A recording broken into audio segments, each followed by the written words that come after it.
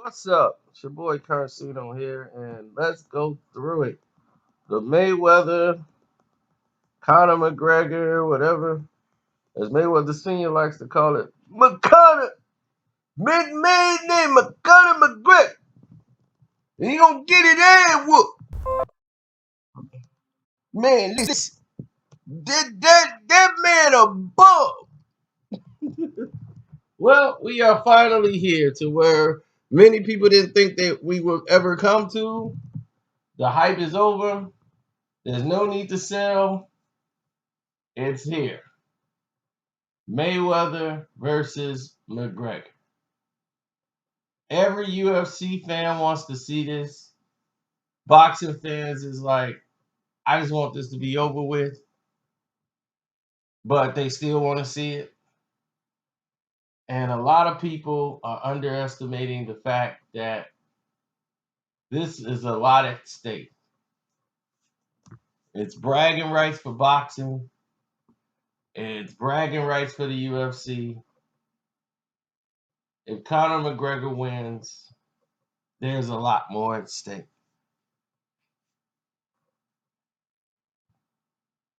And we will assess every scenario when we get there. But first, let's go through the undercard. In the undercard, you got Javante Tank Davis, who I saw work out, and you can't make your opinion based on working out, but I could tell Tank was not 100%. Tank was taking it easy when he should have been going, he had stopped this opponent just 2 days prior. Um, Next thing you know, 2 days later, his opponent is having success where he normally shouldn't have it. Tank was not letting punches go when he should have. I don't know if he was working on something, but then later on I found out his left shoulder was a little too tight. And he didn't seem too focused on making weight. It was affecting him jumping rope. It was affecting him in a lot of different ways. Uh, do I think he got enough to beat Fonseca? Absolutely. But the longer this fight goes, that might be a cause for concern. But I do have Tank winning the fight by knockout. I really don't know too much about Fonseca. He's a big guy, but I got Tank winning the fight probably by stoppage in, let's say, 6 rounds, or probably earlier. Hopefully for him earlier.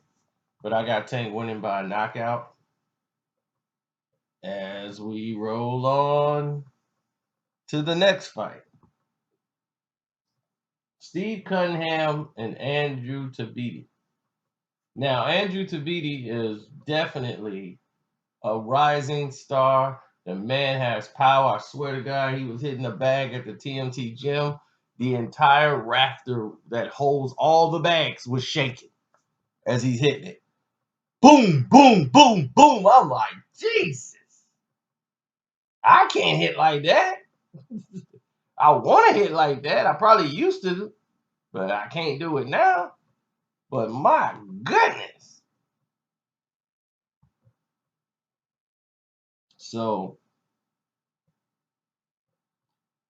he's going to be taking on the very experienced, very in shape, always game Steve Cunningham. Steve Cunningham, SSS Cunningham, is a true modern story of a guy whose daughter had so many ailments, and you rooted for him so much because you want him to succeed. And he has power. He can end the fight with one shot. And he could outbox his opponents. It's just that his ability to take punches and stay on his feet has been his downfall. He's lost I don't know how many countless fights due to the fact that he just get clipped with a good shot and his leg would just go. And he'll get dropped. And he'll be winning the rounds he's getting knocked down in. He's probably leads the whole boxing world as somebody who's leading around and get knocked down. That's him. But he normally gets up and keeps fighting. and normally makes it to the cards. They very rarely stop the fight on him, and he'll end up losing by a decision because of the knockdowns. You got to score knockdowns. But if you take the knockdowns out of it, he would win the fight. So it's one of those bouts here where I think Tabiti though is so strong and young that if he catches Cunningham, I don't know if he gets up. He might keep getting up for a little bit, but I don't know. I think a 6 round knockout for Andrew Tabiti. Yeah, I'm gonna lean towards that. As we go to Badu Jack versus Nathan Cleverly. Now, Nathan Cleverly, in my opinion, is one of the best fighters at the weight class he's in. So I don't know how Badu Jack is going to handle being up here at this high weight because this is where he should have been anyway, and he just basically can't make that weight anymore, make that weight class. So rather than vacate the title, he decided to fight and battle with Chunky last time, and they battled to a draw. And to me, it was an exciting fight, very good. I mean, Badu Jack is an extremely hard body puncher. Nathan Cleverly is a straightforward puncher. He normally head hunts a lot, but he will bring the fight to you. Now, when you hurt Nathan Cleverly, don't think the fight's over. Cleverly is known to show grit, bite down, and strike back. He bites down and strikes right back just as hard. But the lack of body attack by Nathan Cleverly leaves him susceptible to Badu Jack's power because you're not doing anything to slow Jack down in the body. You're going to have a long night. And that's what you're going to have here, a long night. Because I think Badu Jack, after probably round 9 or 10, probably wears down Cleverly with the body shots. Cleverly's not going to be as fast. He's going to be standing in front of Badu Jack. And that'll be too much for him at light heavyweight. So I got Badu Jack winning by 10th round, probably stoppage because of body punches. Which brings us to the main event.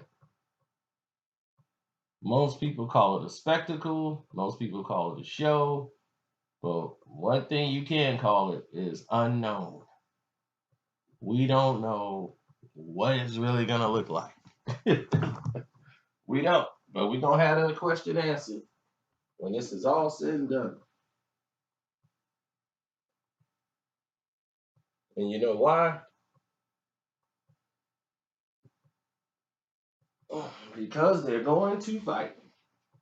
Now, Connor says he's going to come in, he's going to use the Bruce Lee style, he's going to use all these different poses. All that is getting yourself tired. Every fighter knows that they don't care. If you're a boxer, you don't care what your opponent is doing. You don't let him get a chance to think in the ring.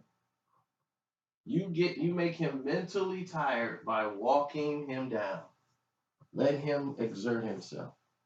Connor, no matter the sport, when he fights, he's not normally going to the ground. He's normally standing in his fights. And he fights, what, 5 minute rounds? If he's in a championship fight. Most of his fights ended in the first 2 rounds. Because either he's knocked the person out or what have you. Connor very rarely went to the cards in these rounds. But when you saw the fights where they did go in these 5 rounds, you started to see something happen.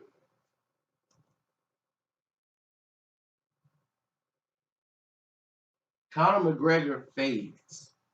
Now, he's not wrestling to get tired. It's the activity level is so high. Nate Diaz put so much pressure on him coming forward and bringing the fight to him. The mental pressure was getting too much. That Conor McGregor started to run to try to survive. Now he could fool everybody else, and everybody's like, "Look how he yelled in Mayweather's face." He yelled in Nate Diaz's face too. He yelled in a lot of people's face, and that stuff don't bother for it. He's been there 50 times. He didn't have people facing off with him. Ricky hadn't yelled in his face, and Ricky hadn't ate the turnbuckle and went down. That's just what happens. It's all about what happens in that ring. Everything else is just for show. Now, here's the scenario, because everyone seems to be missing facts or missing this and missing that. Here's the scenario. You have Floyd Mayweather, and what he needs to do is apply pressure immediately. As soon as the fight starts, his key to victory is to stay close to Conor McGregor. Use the jab. Don't never have to really throw that many punches. Just mentally being in his face is going to bother Conor, making him have to back up. Getting his respect early. Forcing him to fight when he don't want to fight. That is the key to fighting someone who's very inexperienced. You don't want an inexperienced guy sitting out there with time to think of what to do. Because then that's when you leaving things to chance of anything can happen. Then as he fatigues, you show him another level. You start showing him different feints that he's never seen before. Then he's going to see why all these other skilled boxers get their head knocked back when they're fighting against Floyd Mayweather.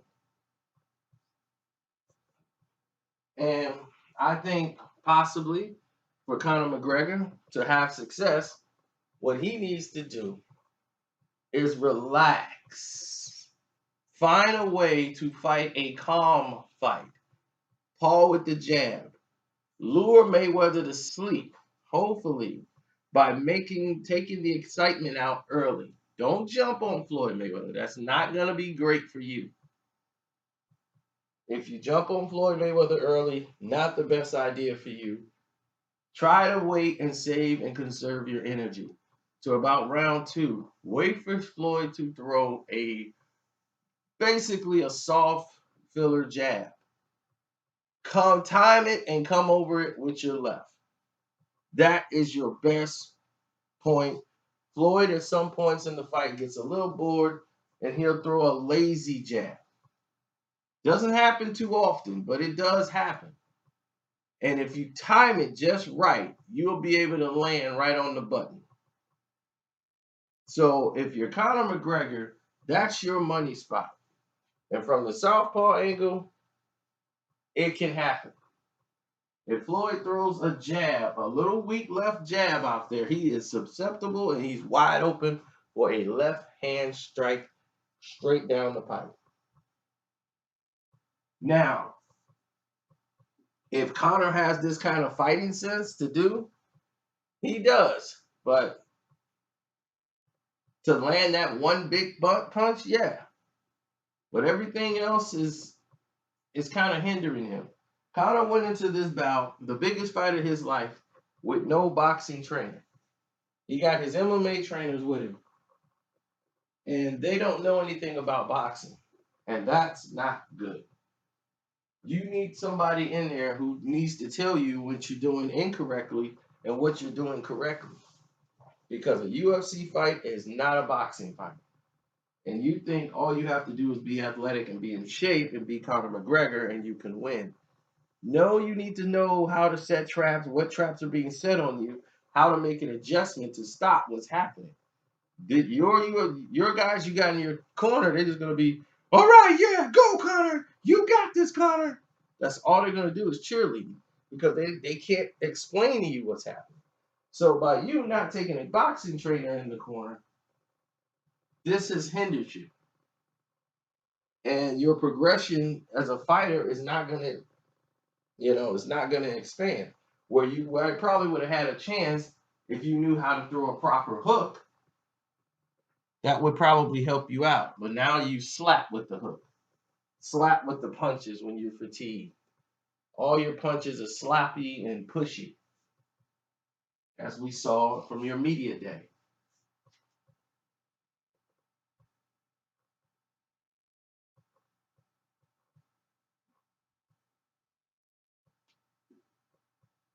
So it all comes down to a matter of what will prevail, which style. And my assessment of how I believe it's going to go is, like I told you, Floyd's going to walk him down, put a lot of pressure on him from the opening bell because he's inexperienced. Force Connor to use his athletic ability to try to land big shots, walk Floyd down, and try to win some rounds and doing this and that, but then Connor's going to fade. And when Connor fades, Floyd is going to destroy him. I mean, pounding lefts and pushing that left right in his solar plexus, right in his body where he don't like it. He's going to keep putting it right in the kitchen. Then he's going to go up top. And they're going to looking to get Connor out of there. I say about round 4, that's when Floyd's going to start to really apply the pressure and do some of the things I saw him do in the camp.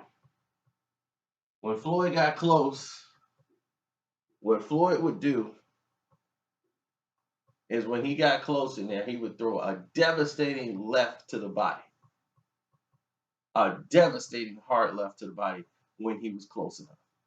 He baited in to get close to a high guard and threw a monstrous body shot to his sparring partners.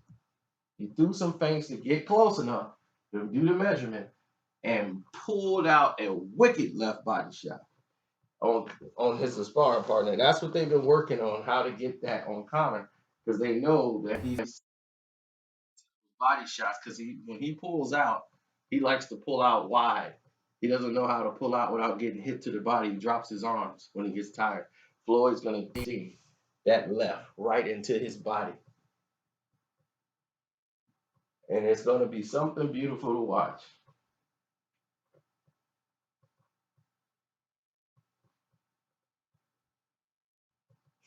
Yeah, drunk Conor McGregor fan was out here talking about Conor McGregor is going to shock the world, do something no one has ever seen before. I'm like, yeah, we've never seen a UFC fighter come over to boxing, get $100 million to get destroyed by the best fighter in the world. So yes, he's made history. Now, Floyd also said this would be Conor's last fight. So we'll see about that too. But I got Floyd winning by 6-round stoppage. I think Dana White waits it, or have them throw the towel in and have Conor retire in his corner. And don't let him come out and take any more punishment. And then they'll call it so that Conor will still be in good enough shape to fight in December. Your man Carcedo, I'm out. Enjoy the fights.